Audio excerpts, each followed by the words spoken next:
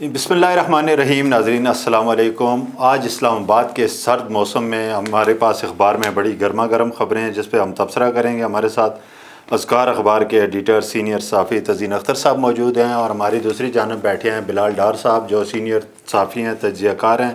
तो तज़ीन साहब, मैं आपसे शुरू करता हूँ। ये मैंने ख़बर देखी है, मैं पहले ये ख़बर पढ़ लूँ। ये आज की हमारी जो अस्कार की लीड है कि तवानाई बचत प्लान के नफाज की मंजूरी, सरकारी इदारों में बिजली इस्तेमाल में 30% कमी का फ़ैसला, 62 अरब की बचत होगी। यह वफाकी काबीना ने फैसला किया और इसकी मेन हेडिंग यह है, शादी हॉल रात 10 बजे और मार्केटें 8:30 बजे बंद करने का ऐलान। तो क्या समझते हैं ये वफाकी काबीना ने जो फ़ैसला किया सर तवानाई बचत के हवाले से, इस पर अमल दरामद पाकिस्तान जैसे मुल्क में हो सकेगा जहाँ हर एक ने अपना एक कानून, अपनी एक हुकूमत बना रखी है?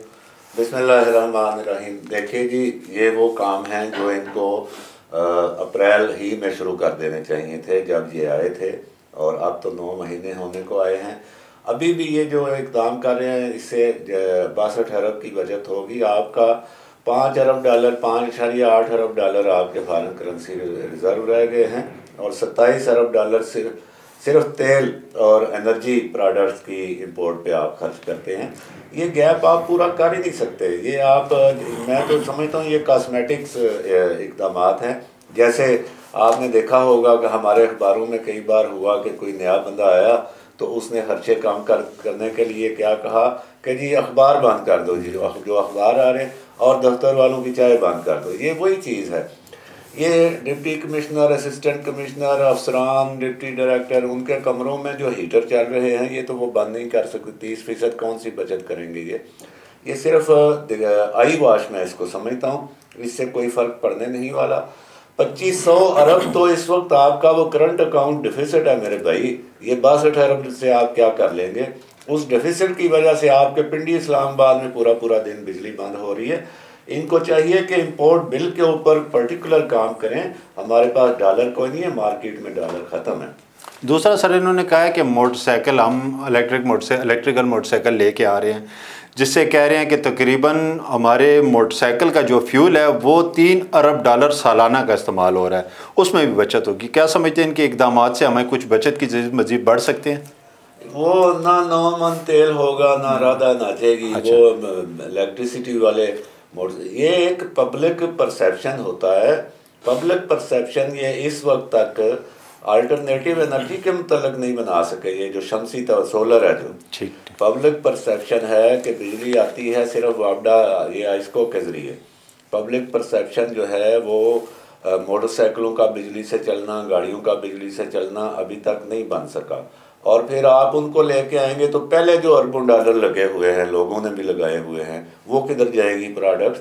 तो ये सारी चीज़ें जो है ये आई वाश हैं, ये सिर्फ टाइम गेन कर रहे हैं। अच्छा बिलाल डार साहब, मैं आपसे पूछना चाहूँगा, पूरी दुनिया में एक रिवाज भी है और हमने देखा है तरक्की याफ्ता ममालिक, तरक्की पजीर ममालिक, उनकी मार्केटें शाम 5-6 बजे बंद हो जाती हैं। हम तो फिर 8:30 बजे तक ये टाइम लेके गए हैं। तो क्या पाकिस्तान में ये रिवाज आ नहीं सकता कि ताजर खुद ब खुद ये अपनी मार्केटें एक टाइम पे बंद कर रहे हैं और सूरज की रोशनी से हम इस्तेफादा हासिल करें?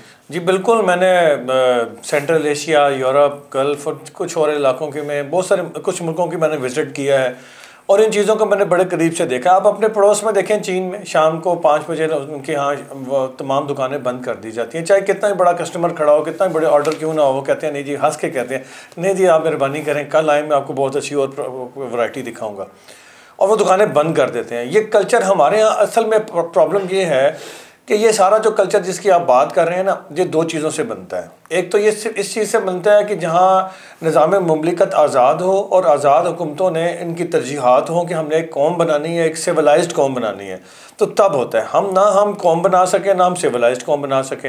नतीजा ये हुआ ना हम कौम की तरबियत कर सके। वरना आप छोटे छोटे मुल्कों में चले जाएँ, मसलन सेंट्रल एशिया, हम कई ममालिक पाकिस्तान से अब भी बहुत गरीब हैं, लेकिन आप वहाँ चले जाएँ, इतनी सिविलाइज्ड कौम है कि किसी ने सड़क पे पाँव रख दिया तो गाड़ी वहाँ रुक जाती है, वरना अमूमन तो सब वहाँ ज़ेब्रा क्रॉसिंग से ही क्रॉस करते हैं। तो बात यह है कि 2 साल पहले भी ये एक्सरसाइज हुई थी, इससे पहले भी ये एक्सरसाइज हुई थी कि रात को दुकानें जल्दी बंद कर दी जाएंगी। अमल भी हुआ पे, लेकिन ये थोड़ा अर्सा हुआ, फिर जैसे थोड़े से हालात सुधरे या दूसरी हुकूमत आई, उन्होंने अपने पॉलिटिकल वोट्स को देखते हुए, अपने वोटों के तनासब को देखते हुए कि एक हल्का हमसे टूट सकता है या पिछले को हमने जलील कैसे करना है, जो छोड़ के गया है, तो उन्होंने ये फैसलों को बदला। ये बार बार पॉलिसियाँ फैसले नहीं बदले जाते। ये जो चीज़ें हैं जो दुनिया में हो रही हैं, हमारे यहाँ एक ये भी अलमिया है कि दुनिया जिस चीज़ का तजर्बा करके देख लेती है कि ये तजर्बा नाकाम है, ये हमारे मुल्क कौम के लिए नुकसानदेह है, वो उसे फेंक देती है और हम झपट के उसको उठा लेते हैं। जैसे क्रिकेट में जॉन्टी रोड्स डाइव लगा के बॉल को कैच करता था, हम इस तरह से झपट के उसको कैच करते हैं, उस मुस्तरद शुदा आइडिया को, चीज़ों को, और उन चीज़ों को अपने यहाँ लागू कर देते हैं। मिसाल के तौर पर दुनिया में एक असूल है कि सड़क ज़ेब्रा क्रॉसिंग से पार करनी है, लेकिन हम उसके अगेंस्ट हैं। दुनिया में असूल है कि किसी हॉस्पिटल के आगे लिखना नहीं पड़ेगा कि यहाँ हॉर्न ना बजाएं, लेकिन हम वहीं हॉर्न बजाते हैं। तो हम उल्टा चलते हैं। ये मैं समझता हूँ तज़ीन साहब ने बात ठीक की है कि सिर्फ बिजली बंद करने से ये चीज़ें ठीक नहीं होंगी, हमें बहुत सारी चीज़ों पे कट लगाना पड़ेगा। लेकिन हमें उससे पहले एक पॉलिसी बना लेनी चाहिए कि अगर आज हमने फैसला किया है कि रात 5 बजे दुकानें बंद होंगी या 8 बजे बंद होगी, तो फिर हर आने वाली हुकूमत भी इसी पे अमल दरामद करे, क्योंकि ये 2, 4, 6 महीने साल में हम इस गैप को कभी भी पूरा नहीं कर सकते जो इतना बड़ा डेफिसिट है। अच्छा बिलाल डार साहब, ये बताएं कि मरकज़ ने जो फैसला किया, KPK और पंजाब कह रहे हैं हमें इस फैसले में इन्होंने ऑन बोर्ड नहीं लिया और हम ये फैसला मानने के पाबंद नहीं, तो क्या ये सिर्फ अपारा सुपर जिनार सुपर बंद कराना है फेडरल ने पंजाब और KPK में किस तरह इम्प्लीमेंट? ये तो मेरा ख्याल है अब आवाम को सोचना चाहिए कि यहाँ मुल्कों को बचाने की बात कौन कर रहा है और डुबोने की कौन बात कर रहा है। मुझे तो बड़ी हैरत होती है शाह साहब कि देखिए, आप अंदाज़ा करें, अगर आप और मैं किसी जहाज़ पे सवार हैं, बहरी जहाज़ पे, और वो जहाज़ डूब रहा है, तो क्या आप और मैं इस बात पर लड़ेंगे कि नहीं जी आप कप्तान नहीं रहेंगे, कप्तान अब मैं बनूंगा जहाज़ का, मुझे जहाज़ का रिमोट कंट्रोल या इसका स्टीयरिंग मुझे पकड़ा दे? कभी भी ये लड़ाई नहीं होगी। उस वक्त जहाज़ को डूबने से बचाया जाएगा या अपने पैसेंजर्स को बचाया जाएगा।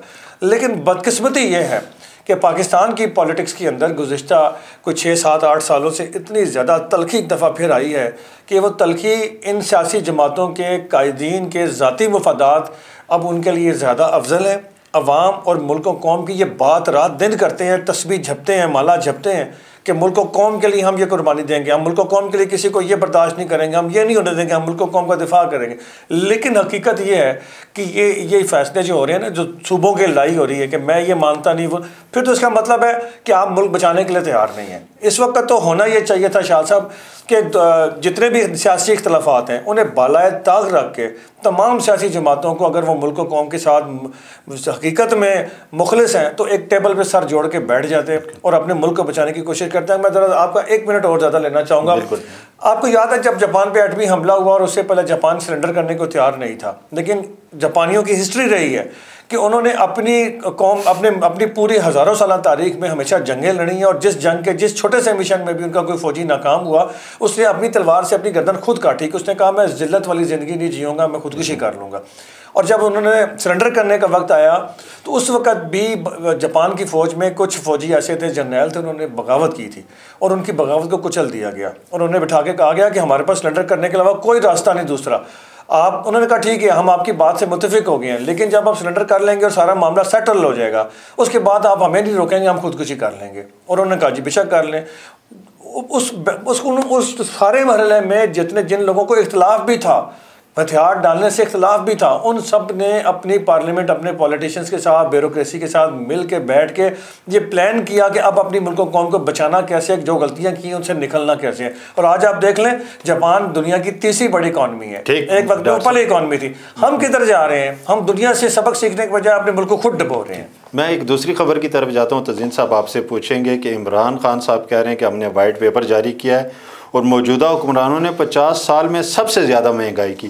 क्या आप नहीं समझते महंगाई तो वाकई हुई है इन दिनों में? क्या इसमें इमरान साहब की हुकूमत का हिस्सा भी शामिल है इस महंगाई में, या सिर्फ ये शहबाज शरीफ की हुकूमत ही जिम्मेदार है इस महंगाई की? देखें, एक तो ये जब 50 साल की बात करते हैं ना और 60 साल की, तो ये सिर्फ हदवे तनकीद बनाते हैं PMLN को और PPP को।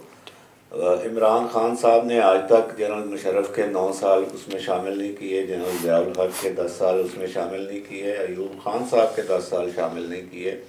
तो एक तो ये तस्हीह करने की ज़रूरत है कि इसमें, और वो जो इनको अब 90s की दहाई में PMLN और PPP इक़्तिदार में रहीं, लेकिन आप जानते हैं कि उनके पीछे 2-2 साल उनको मिले, 2.5 साल मिले, और पीछे उनके लोग लगे होते थे, तो वो 10 साल इस तरह भी शुमार किए जाएं। बहरहाल महंगाई तो देखें आलमी एक वो भी है, ये हकीकत है। लेकिन जो मौजूदा हुकूमत है, मैं स्पेशल इसलिए इस पे जोर देता हूँ कि 9 अप्रैल को जब इन्होंने काम किया था तो इन्होंने कहा था जी हमें पता है हालात ख़राब हैं, लेकिन हम मुल्क के लिए आए। अब 9 महीने 8 महीने और आपके पास तमाम इक़्तिदार है, मिलिट्री अब आपके साथ रही है, ये भी आपका शिकवा ख़त्म हो चुका है, क्योंकि आपके सामने आप इमरान खान यानी PTI और मिलिट्री जो है एक पेज पे नहीं है। तो इतनी सपोर्ट के बावजूद आप कुछ नहीं कर सके और शहबाज की परवाज़ जो है वो वाला ख़त्म हो गया। इसलिए मैं कहता हूँ कि शहबाज शरीफ जब पंजाब में थे, पंजाब में इतने ज़्यादा फंड्स हैं और बैरूनी कर्जे आपने देने कोई नहीं, ऊपर बड़ा भाई वज़ीर आज़म है, वो तो आपने आइडियल एक हुकूमत की हुई है, उसमें तो चैलेंज ही कोई नहीं था। अब चैलेंज सामने एक्सपोज हो गया मरकज़ और अब आप एक्सपोज हो गए हैं। मौजूदा जो इस वक्त महंगाई है, इसहाक डार को भी आप लेके आए, 3 महीने हो गए, वो सीधा लैंड किया उन्होंने फाइनेंस मिनिस्ट्री में। उन्होंने क्या कमाल किया, अभी तक डॉलर ऊपर है, अभी तक पेट्रोल जो है बजाय कम करने के वो बरकरार रख के हम पे एहसान कर रहे हैं, हाथम ताई की कब्र को लात मारें।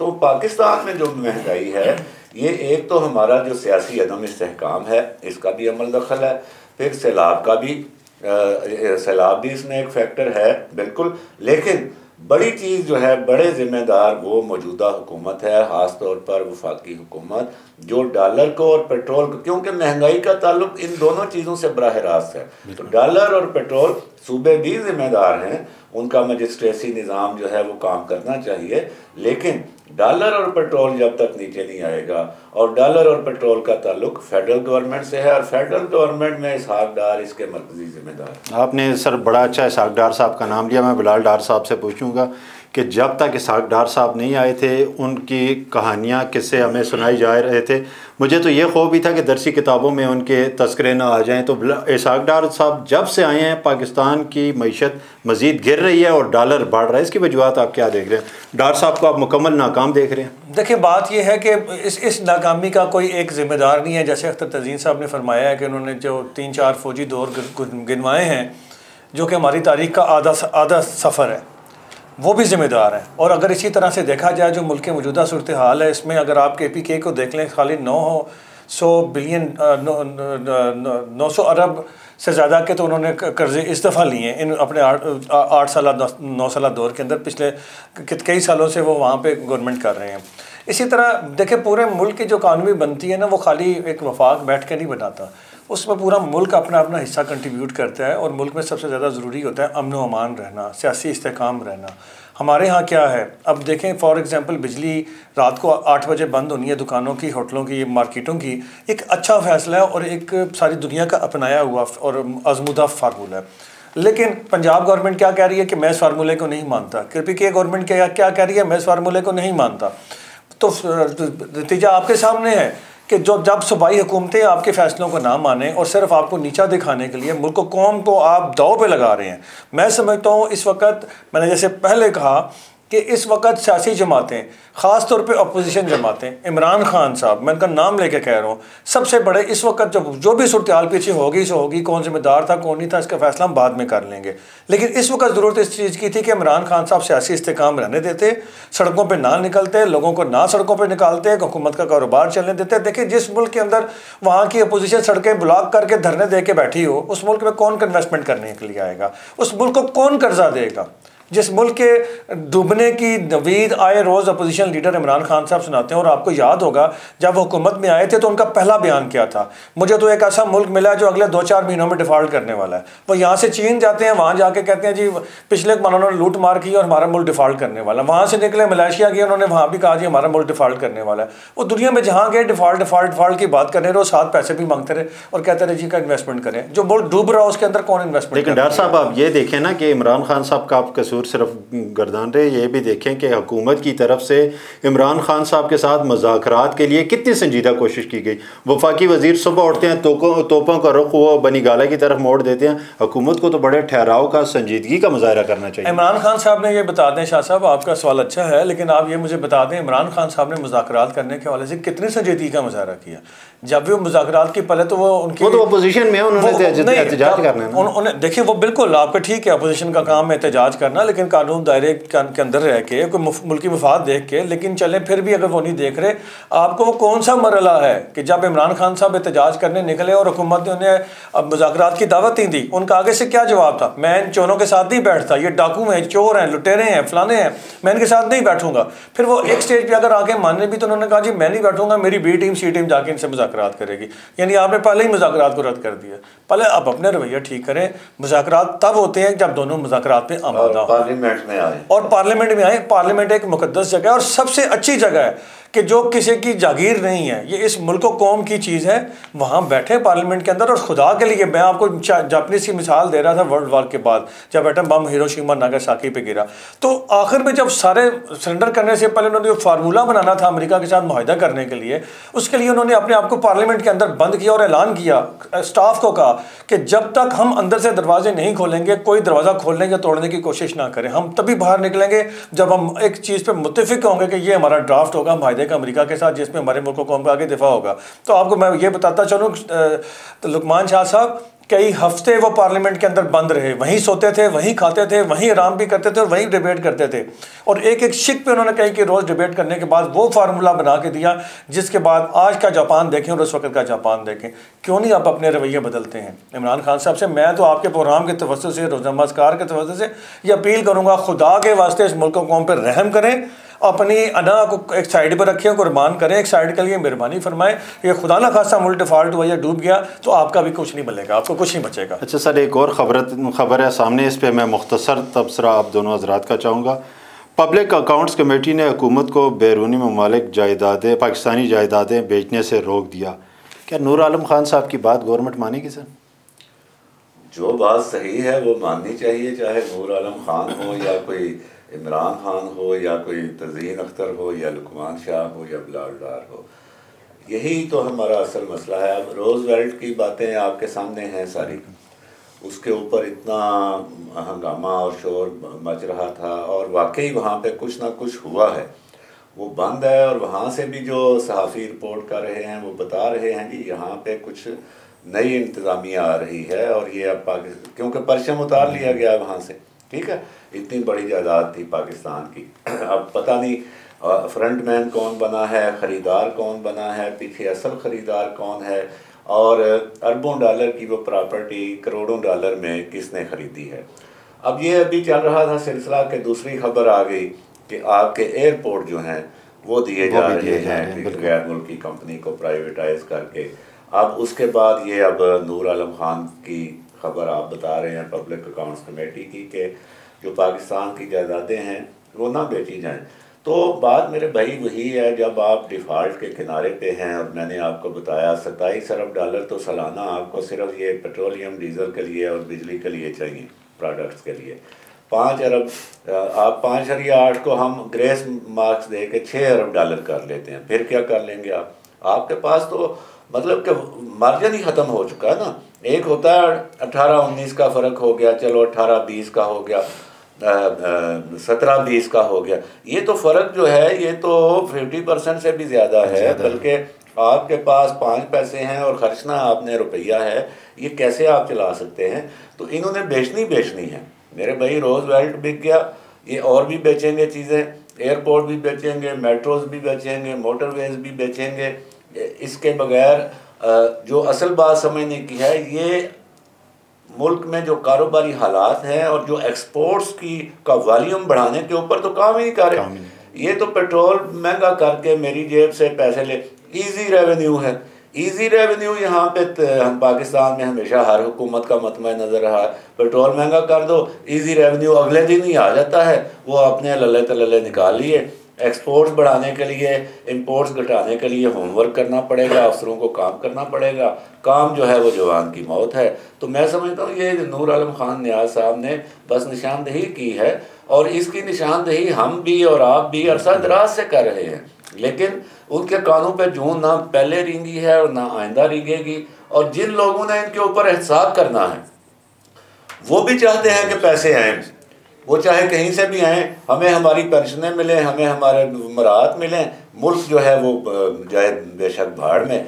ज़ाहिर है कि अब उनको ये पता है कि ईस्ट पाकिस्तान अलग था, सेपरेट एक ज़मीन थी, वो हो सकता है। अब उनको पता है यहाँ पे ना किसी ने हमला करना है, ना किसी ने आग कब्ज़ा करना है, तो बेशक आप जो मर्ज़ी भेज दो। अच्छा, बिलाल साहब, तज़ीन साहब ने जिस तरह कहा कि अपनी अयाशियाँ तो ख़त्म नहीं कर रहे, मैं भी आपसे यही सवाल करना चाहूँगा कि वफाक हों या सूबे हों, ग्रेड ऊपर से ग्रेड 18 से ऊपर जितनी ब्यूरोक्रेसी है, उनके अल्ले तल्ले अयाशियाँ उसी तरह जारी हैं, और ये कभी तवानाई बचत और कभी दूसरी स्कीमें ला के सिर्फ गरीब का ही बुरकस निकाला जा रहा है। तो ये गवर्नमेंट अपनी अयाशियाँ क्यों नहीं ख़त्म कर रही? देखिए, अयाशियाँ तो सबकी ख़त्म होनी चाहिए। अयाशी लफ्ज़ जो जब इस्तेमाल होता है तो इसका मतलब है नेगेटिव, और नेगेटिव चीज़ को तो कभी भी नहीं होना चाहिए, ख़त्म होना चाहिए।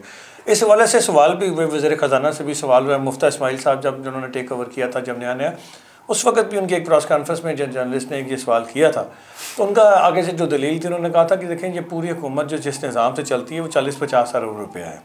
उस 40-50 अरब रुपए में पूरी मशीनरी हुकूमत की, पूरे जो उनका मूव होता है, मीटिंग्स होती हैं और सारे मामले होते हैं, वो सारे इससे चलते हैं।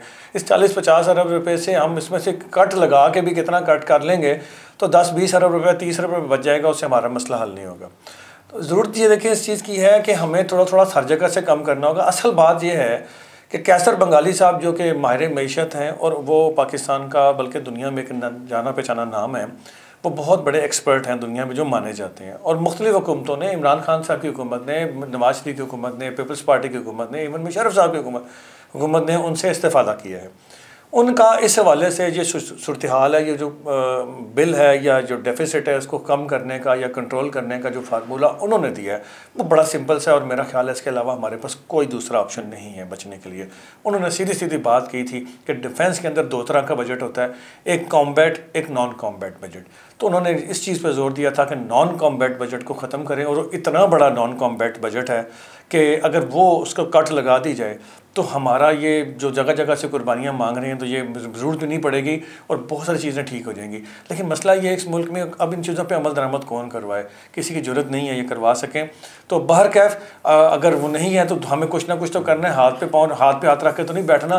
दूसरा, आपने जो पार्लियामेंट की बात कर लेते हैं वो स्टैंडिंग कमेटी वाली, तो बात यह है कि स्टैंडिंग कमेटी का दायरा कार हुक्म देने वाला नहीं है। स्टैंडिंग कमेटी सिफारिशात मुरतब करके वो पेश करती है, वो उनकी सिफारिशात हैं, अच्छी हैं, इसमें कोई शक नहीं। हमें दिल को लगती है एक बात कि हमारे कौमी सासें हैं, हमारी वहाँ बाहर एक इज़्ज़त आबरू की वो चीज़ें हैं वो नहीं बिकनी चाहिए। लेकिन अब मसला ये है कि जिस हाल में हम पहुँच गए हैं यहाँ तो कुछ भी बचता हुआ दिखाई नहीं देता। खुदा न खासा हम डिफ़ॉल्ट करके तो सबसे पहले क्या होगा, जो एयरपोर्ट्स हमने गिरवी रखे हुए हैं जिनको आज हम प्राइवेटाइज कर रहे हैं, वो एयरपोर्ट आके जिनको गिरवी रखे हैं वो टेक ओवर कर लेंगे। लेकिन वो उनकी इंतज़ामिया यही होगी, लेकिन सारा कंट्रोल उनके पास चला जाएगा और उस वक्त तक उनके पास रहेगा जब तक वो अपना कर्जा सूद समेत वापस नहीं ले लेते। इसी तरह हमारी जो चीज़ें गिरवी हैं वो सारी की सारी यूज़ होंगी। तो बेहतर ये यार, दूसरा मेरा तो ज़ाती नज़रिया इससे इख्तलाफ किया जा सकता है कि हुकूमतों का काम ये नहीं है कि वो एयरपोर्ट चलाए, कारखाने चलाएँ, मिलें चलाए। हुकूमतों का काम ये नहीं होना चाहिए और दुनिया में ऐसा नहीं होता। इन इदारों को प्राइवेटाइज ही करना बेहतर है। जब आपके यहाँ बहुत सारी चीज़ें प्राइवेटाइज थी तो वो चीज़ें बहुत अच्छे तरीके से चल रही थी, लेकिन जब हुकूमतों ने उनको अपने कंट्रोल में लिया या ऐसे काम शुरू किए तो उसका हमने देखा डे बाई डे नुकसान ही। क्योंकि यहाँ डिक्टेटरों की हुकूमत हो या सियासी नाम नहाद जमहूरियत पसंदों की हुकूमतें हों, उन्होंने हमेशा फैसले अपने ज़ाती मफाद और अपने वोट बैंक को देख के किए हैं। शुक्रिया, नहीं होना चाहिए। शुक्रिया आपका तज़ीन साहब, आपका भी शुक्रिया। इस दुआ के साथ इजाज़त चाहेंगे कि 2023 का साल पाकिस्तान में सियासी और माशी इस्तेहकाम लाए। इजाज़त दीजिए, अल्लाह।